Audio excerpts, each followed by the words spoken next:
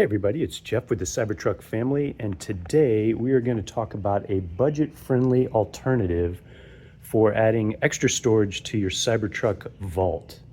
Now, first, alternative to what? So the official way of adding storage to your Cybertruck Vault would be to buy the Tesla Vault cargo bins. And those are really cool looking. They're black and match the color of the interior of the Vault itself. And they have a cool little Cybertruck logo on them, and they have slots on the bottom that match up to the slots on the bottom of your Vault, so they won't slide side to side. And they're sold in a pack of 3, so they fit snugly across the back of the Vault. And in fact, if you want to learn more about them, there's a fantastic video online by Phones and Drones where he unboxes and reviews them, and it's a great video. I'm going to put a link to it in the description. Highly recommend you watch that. But in my opinion, there's 3 disadvantages to going that route. Primarily among them is cost. So a pack of 3 of the Cybertruck Vault cargo bins is going to cost you $225 from Tesla. So that's pretty pricey in my opinion for 3 plastic bins. The next disadvantage I see is that although they fit snugly side to side and they will not slide side to side, they will slide back and forth when you accelerate or decelerate. So the official solution to that is to buy the Cybertruck Vault Cargo Divider, which is basically this really cool device that you can slide back and forth across the sides of the truck, and it will keep them from moving front to back. The downside to the Cargo Divider is that it costs $350. So now for 3 bins and a way to keep them from sliding, you're up to $575.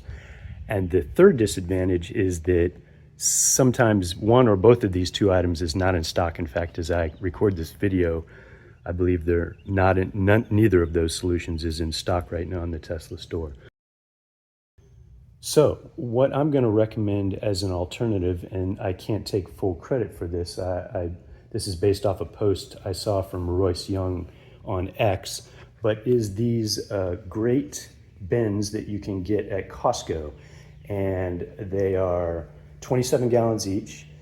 They do not, because they're a little bit bigger than the ones from Tesla, you cannot fit 3 of them side by side across the back, but you can fit 3 in a slightly different arrangement, and it still leaves full access to the understorage in the back of the Vault, which is nice. The big advantage to these cargo bins is that, at least when I bought them, they were $8 a piece. So I bought 2, you could get 3, which would be the equivalent or slightly more storage than the Tesla bins, and that would cost you $24.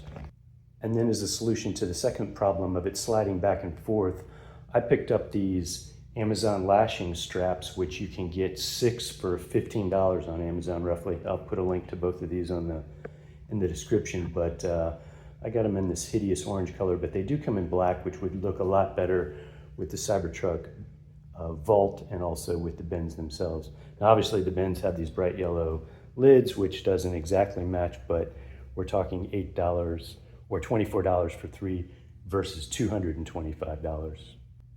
So I'm going to go ahead and put these in the truck and show you how they set up in there, and then we'll let you take a look at that.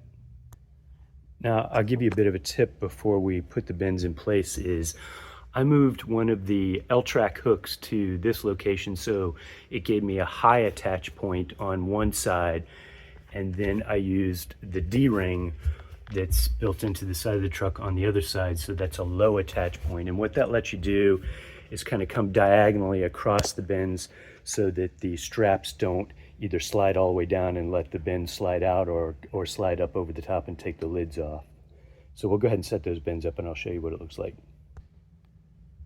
Okay, so here's the final result. What I did is use one strap on the right going into the L-track hook and a second strap on the left going into the D-ring hook down at the bottom.